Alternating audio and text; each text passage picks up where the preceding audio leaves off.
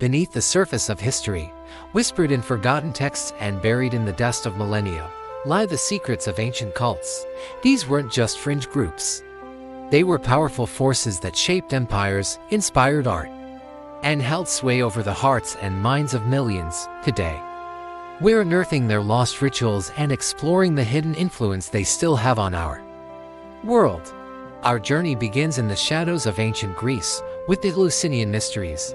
For nearly 2,000 years, initiates from all walks of life, from slaves to emperors, flocked to the sanctuary of Eleusis to participate in secret rites dedicated to the goddesses.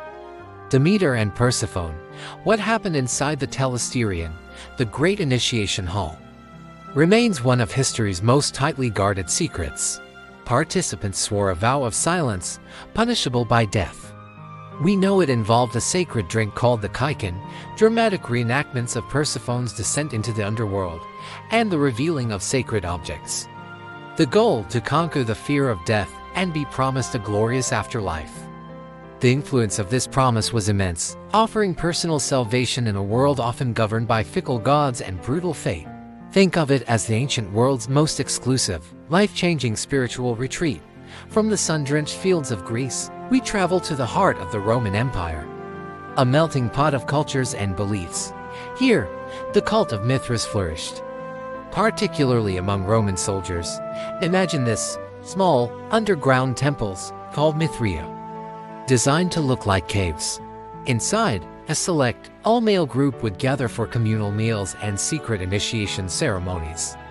The central image was always the same: the god Mithras, born from a rock, slaying a sacred bull. This act, known as the tauroctony, was packed with astrological symbolism representing cosmic order and salvation.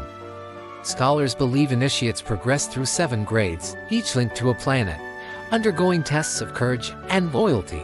The appeal to soldiers is clear. It offered brotherhood, a clear hierarchy, and the promise of cosmic victory.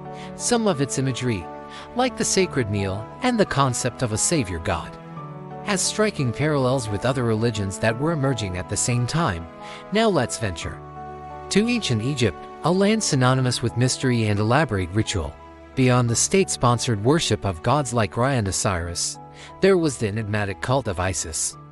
Originally an Egyptian goddess, Isis's appeal went global. Her followers saw her as a universal mother, a compassionate savior who had triumphed over death to resurrect her husband, Osiris. Her temples stretched from Britain to Afghanistan.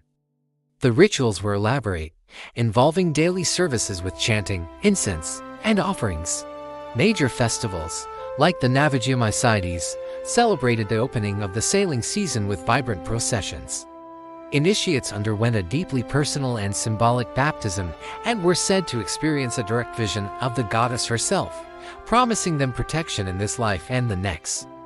The devotion she inspired was profound, offering a personal connection to the divine that was often missing in the more formal state religions. But what about the darker side of ancient worship? Let's turn to the powerful city-state of Carthage. Roman writers, their historical rivals, painted a chilling picture of the cult of Baal Hammon and his consort Tanit.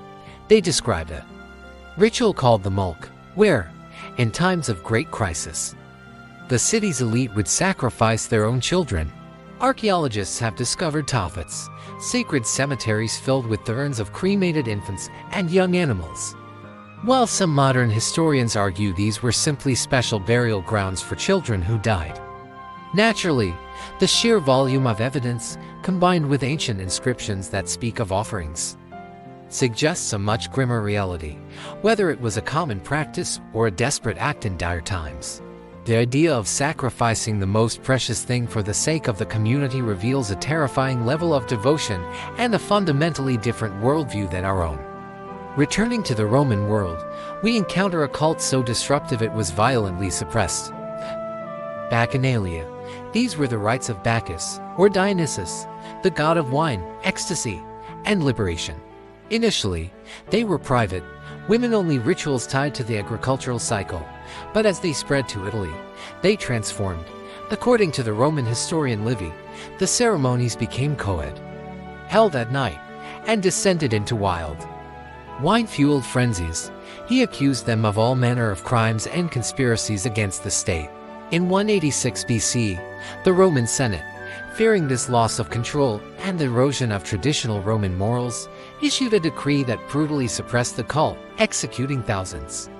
It was a clear message: the state would not tolerate any group that threatened its authority or social order, no matter how popular. So, where did all this intense belief go? Did these cults just vanish? Not exactly. Their influence is like a hidden river flowing beneath our own culture. The structure of hierarchical initiation and Mithraism echoes in fraternal organizations and secret societies throughout history. The promise of personal salvation and a blissful afterlife. Central to the Eleusinian mysteries and the cult of Isis, became a cornerstone of major world religions. Even our modern calendar retains echoes of these ancient beliefs. The celebration of Christmas on December 25th, for example, coincides with the ancient Roman festival of Sol Invictus, the unconquered sun, a deity often syncretized with Mithras. The symbolism of death and rebirth, so powerful in the stories of Persephone and Osiris, is a fundamental archetype we see in our literature and films today. The human need for community, for meaning beyond the mundane, and for hope in the face of mortality is timeless.